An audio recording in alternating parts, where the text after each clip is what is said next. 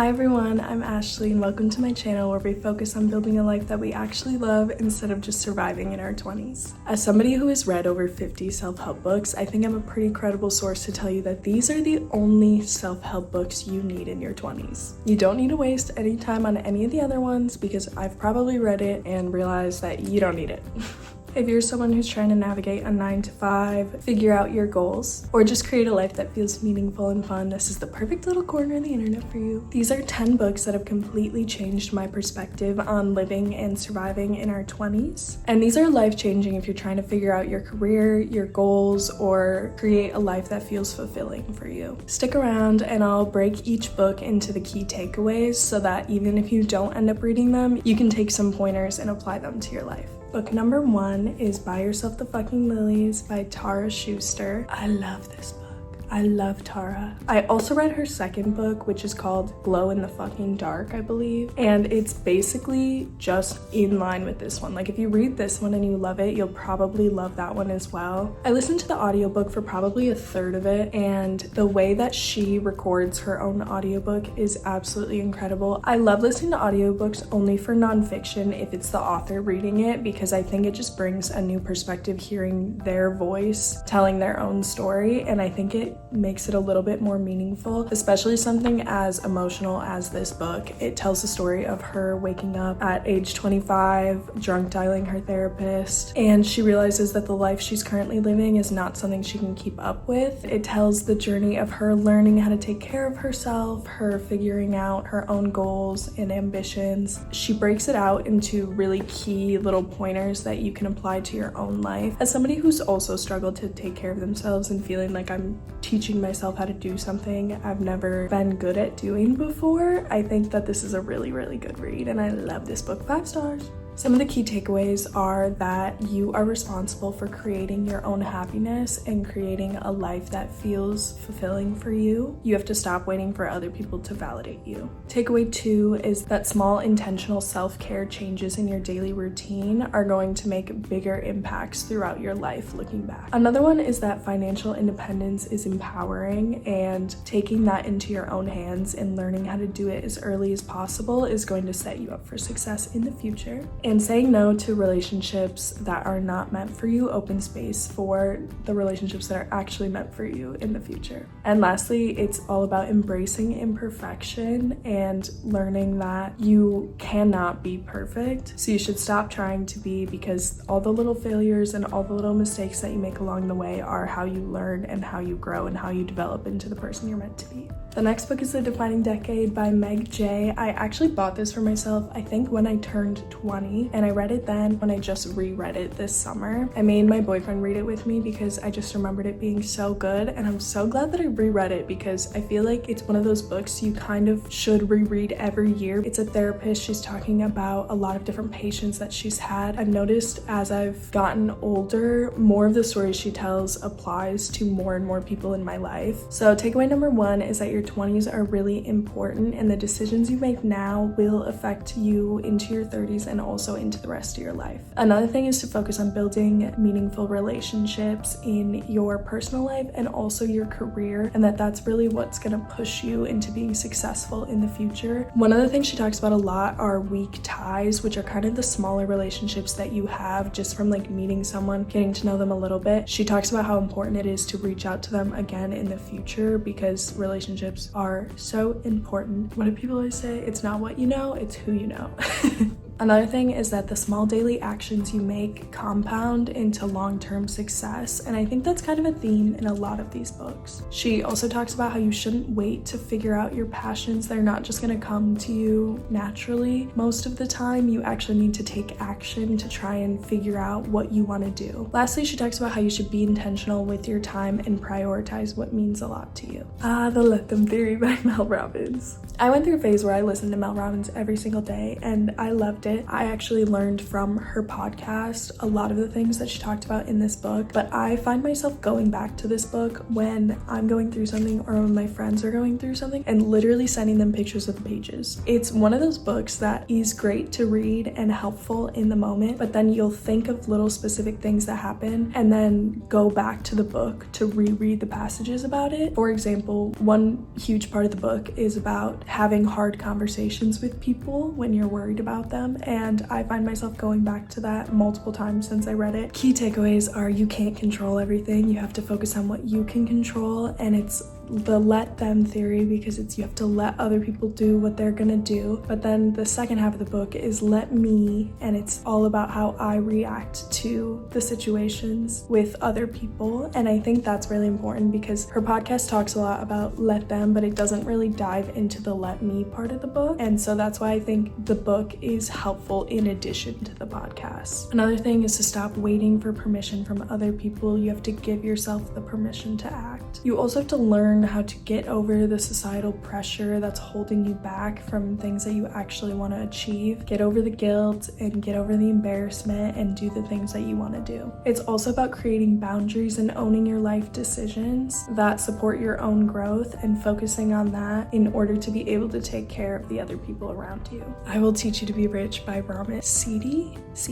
I'm not sure how to say that. I'm not one to put sticky notes in books. This one of my favorite books. I will never not recommend this to a friend. I want to buy this for every single person in their 20s. I want to buy this for every single person post-grad, high school or college. I think this is the best finance book that exists. Based on all the ones I read, based on everything I've heard on the internet, this one actually makes it into doable steps. It actually helps you figure out what your goals are and how to achieve them. And it teaches you everything in a very easy to understand, easy to read, and easy to remember format. Key takeaways are to automate your finances. Once you set up the systems in place like I did in January, you never really have to think about them again. And I've found that to be a huge game changer for me because every single month I know that I'm investing, I know that I'm saving, I know that I'm putting it towards everything that needs to be put towards. I don't have to remember all the specific dates of when I have to pay my bills, when I have to pay my rent, because it does it automatically. Same with my student loans. I now have a system in place for how I'm going to pay them off, and each month I don't even have to think about it because it's working automatically for me. Another thing is spending intentionally while saving balances your happiness and also your saving goals. He talks a lot about a rich life and how that looks different for everyone and how each person is going to spend their money on different things that make them happy and how to make decisions on if spending money on something is worth it. He also talks a lot about how to negotiate and advocate for yourself financially. He talks a lot about talking to employers about getting a raise or how to speak to credit card companies who are kind of scamming you, and just a lot of hard conversations, which is probably half of these. He also talks about how to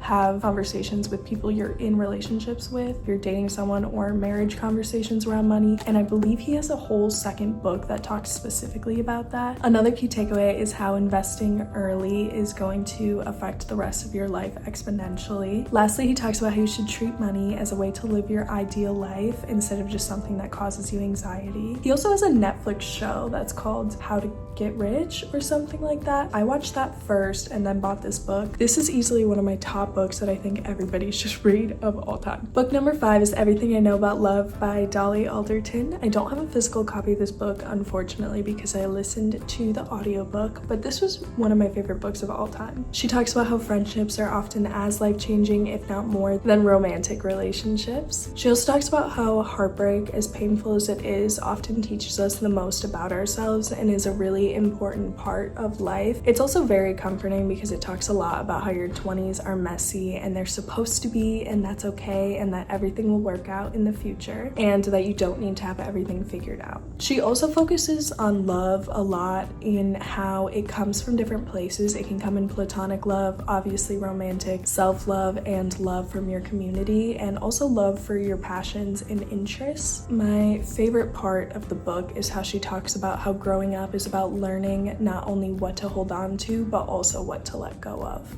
Number 6 is How to Keep House While Drowning by Casey Davis. This book is really important if you are somebody like me who struggles with depression. It focuses on how small, consistent actions improve mental health and life organization. It also talks a lot about imperfection and how accepting that is the only way to move forward. Routines and how important they are to help reduce your overwhelming thoughts, your overwhelming feelings, your overthinking. And it also focuses on self-compassion and how that is more important than productivity a lot of the times. And it's a very compassion-heavy book, especially if you struggle with mental illnesses. It's important to read because it kind of reiterates the fact that if you are being really hard on yourself for not getting a lot done, you being hard on yourself is not helping if you're not making actions to change that. And so giving yourself that love and compassion, letting yourself rest so that you can be productive is a much better way to live. It's healthier, and it also, for a lot of people, is the only way to break out of those self-destructive patterns. It also talks a lot about how caring for your space is the ultimate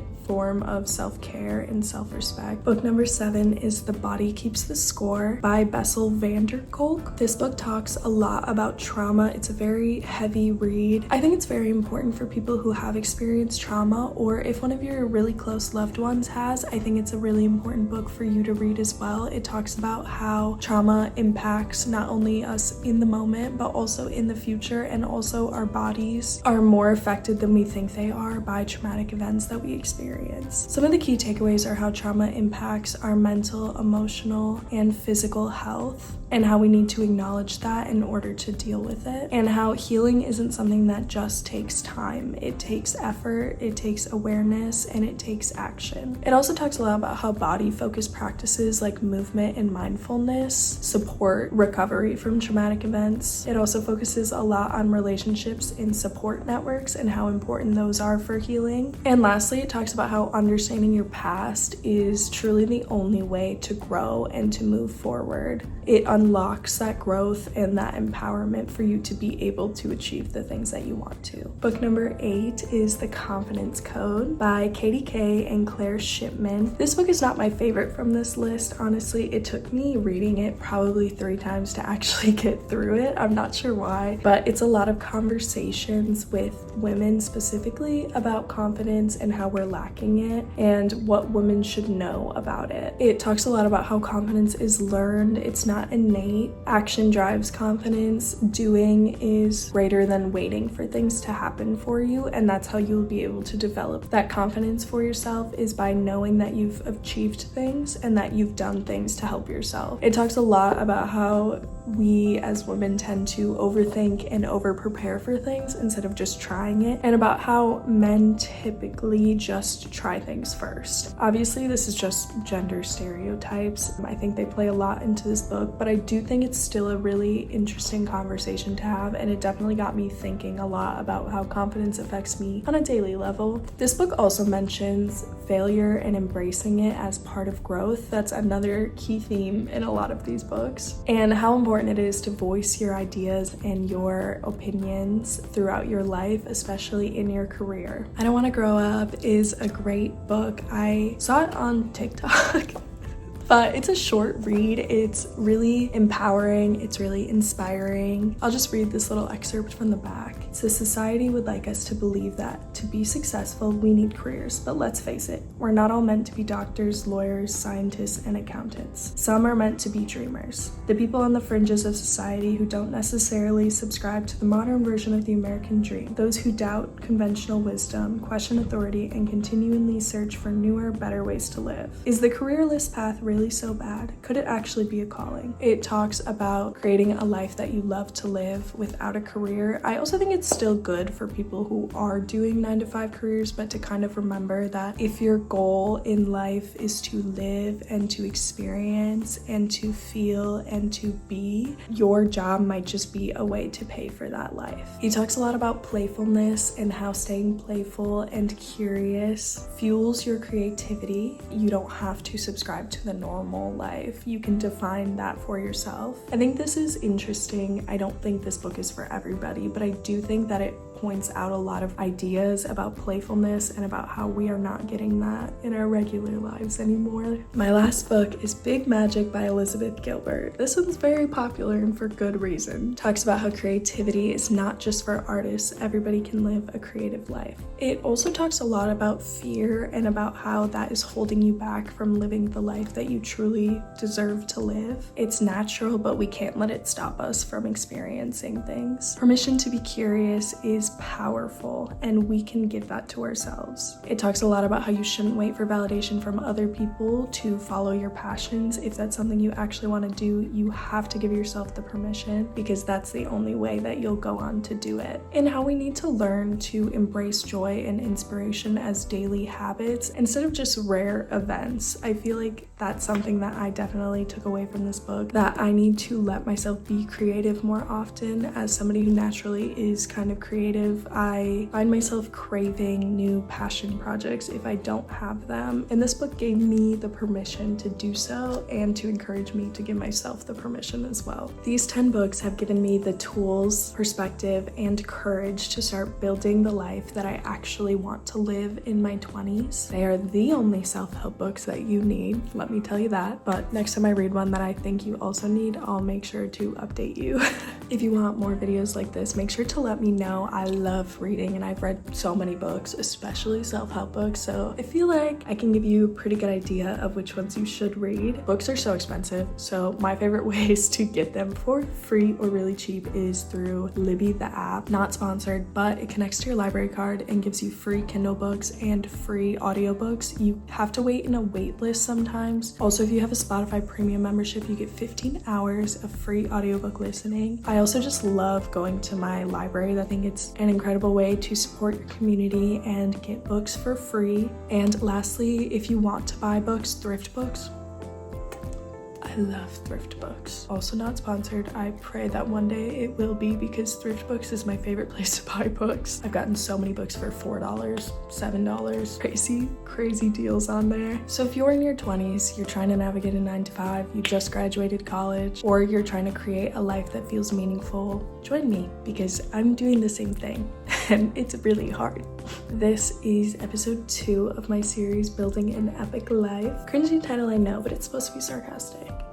A new episode will drop every single week, and it's all about creating these lives that we love and that we want to live and that we are excited about continuing. But I'm here for you, and I'll see you in my next episode. Bye.